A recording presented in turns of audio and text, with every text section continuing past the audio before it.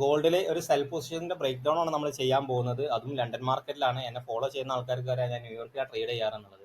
പക്ഷെ നല്ലൊരു setup find ചെയ്തുകൊണ്ട് എന്നാലും ന്യൂയോർക്ക് ഞാൻ ട്രേഡ് ചെയ്തിട്ടില്ല. സോ ഇവിടെ നമുക്കറിയാം ഈ ഒരു SNR ലെവലിൽ നിന്നാണ് ഇന്നത്തെ ഡെയിലി ക്യാൻഡിൽ റിജക്ട് ചെയ്തിട്ടുള്ളത്. സോ നമുക്ക് ഇവിടുന്ന് ഒരു മാർക്കറ്റ് നല്ല രീതിക്ക് ഒരു സെൽ ഓഫ് എന്ന് പറഞ്ഞാൽ സെയിം ലെവലിൽ എത്തിയപ്പോൾ മാർക്കറ്റ് ഒരു ചെറിയ റിയാക്ഷൻ ഫോം ചെയ്തിട്ടുണ്ട്. പക്ഷെ കഴിഞ്ഞ 2 ദിവസം മാർക്കറ്റ് നല്ല സ്ട്രോങ് ബുള്ളിഷ് വോളിയത്തിലാണ് മാർക്കറ്റ് ക്ലോസ് ചെയ്തത്. അപ്പോൾ ഈ ഒരു ട്രേഡ് നമുക്കൊരു കൗണ്ടർ ട്രേഡ് ആയിട്ട് ഒരു റിവേഴ്സലിലുള്ള ട്രേഡ്സിനായിട്ട് നമുക്ക് കാണാം. ഇനി ഇവിടെ വരുന്ന സമയത്ത് ഞാൻ ജസ്റ്റ് 30 മിനിറ്റ്സിലോട്ട് ഷിഫ്റ്റ് ചെയ്ത സമയത്ത് നമുക്ക് ഓൾറെഡി അറിയാം മാർക്കറ്റ് ഇന്നലെ ഈ ഒരു പ്രൈസ് 4163 ടാപ്പ് ചെയ്ത് മാർക്കറ്റ് പ്രീവിയസ് ആയിട്ടുണ്ടായിരുന്ന ലോനം ബ്രേക്ക് താഴോട്ട് വന്നിട്ടുണ്ടായിരുന്നു. സോ ഇന്നത്തെ ലണ്ടൻ മാർക്കറ്റാണ് നമ്മൾ ഒരു ഓളി എക്സ്പെക്ട് ചെയ്തത്. ഈ ഒരു ഓളി നമുക്ക് ലണ്ടൻ മാർക്കറ്റിൽ വന്നിട്ടുള്ള ഒരു ഓളിയാണ്. സോ ഇവിടെ നമ്മൾ എക്സ്പെക്ട് ചെയ്ത പോലെ തന്നെ 30 മിനിറ്റ്സിൽ വരുന്ന സമയത്ത് ഒരു സ്ട്രോങ് വോളിയം ഒരു സ്ട്രോങ് മൊമെന്റം താഴോട്ട് തന്ന ഈ ഒരു ക്യാൻഡലിന്റെ ഈ ഒരു ബിയറിഷ് എൻഗോൾഫിങ്ങിന്റെ സെയിം SNR ലെവലിലോട്ടാണ് മാർക്കറ്റ് പുൾ ബാക്ക് ചെയ്തിട്ടുള്ളത്.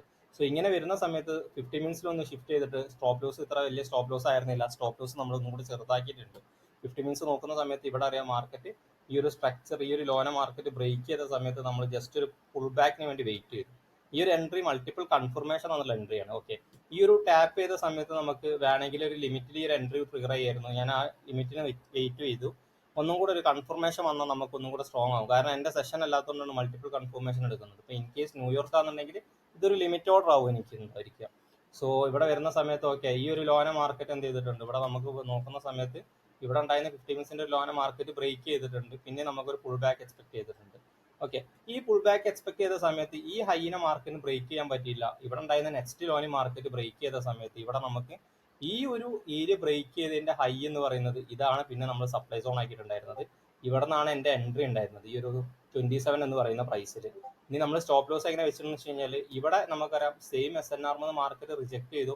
ഓൾറെഡി ഇതൊരു ബിയറിഷ് എൻഗോൾഫിംഗ് ആണ്. ഇതുകൊണ്ടാണ് ഞാൻ ലിമിറ്റ് ഇട്ടത്. ഇതിനാണ് നമുക്ക് സോൺ ബൈ സോൺ കൺഫർമേഷൻ വരുന്ന എൻട്രി എന്ന് പറയുന്നത്. ഓൾറെഡി ഇവിടെ ലിമിറ്റ് ഓൾറെഡി കൺഫർമേഷൻ ലിമിറ്റ് ആണ്. അത് കഴിഞ്ഞിട്ട് വീണ്ടും ഇന്റേണൽ കൺഫർമേഷൻ ഈ ഒരു ക്യാൻഡിൽ ഫോം ചെയ്തിട്ടുണ്ടായിരുന്നു. ഈ ഒരു ട്രേഡ് ഓൾമോസ്റ്റ് നല്ല രീതിക്ക് ഫാളായി. അറൗണ്ട് നമുക്കൊരു $500 അടുത്തൊക്കെ പ്രോഫിറ്റ് ഉണ്ടായിരുന്നു. ഇനി ഇതാണ് ആ ഒരു റണ്ണിങ് ട്രേഡ് ആയിട്ട് വരുന്നത്. സോ ഇനി നമുക്ക് ഇതിന്റെ റിസ്കിനെ മാനേജ് ചെയ്യാം. സ്റ്റോപ്പ് ലോസ് ഒന്ന് ട്രയൽ ചെയ്യാം. അറൗണ്ട് $450 ഒക്കെ പ്രോഫിറ്റ് ഉണ്ടായിരുന്ന ഒരു ട്രേഡ് ആയിരുന്നു.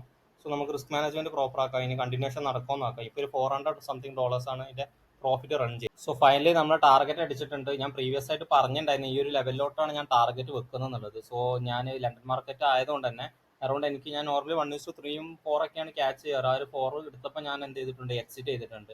അത് നല്ലൊരു ക്യാച്ച് ആയിരുന്നു. സോ ഇതുപോലെ ഗോൾഡ് റിലേറ്റഡ് കണ്ടന്റ് ആണെങ്കിൽ പേജ് ഒന്ന് ഫോളോ ചെയ്ത് വെക്കുക. അതുപോലെ ഞാൻ സപ്ലൈ ആൻഡ് ഡിമാൻഡ് തിയറിനെ കുറിച്ച് കംപ്ലീറ്റ് ആയിട്ടുള്ള ഒരു വീഡിയോ യൂട്യൂബിൽ പോസ്റ്റ് ചെയ്യാനുള്ള പ്ലാൻ ഉണ്ട്.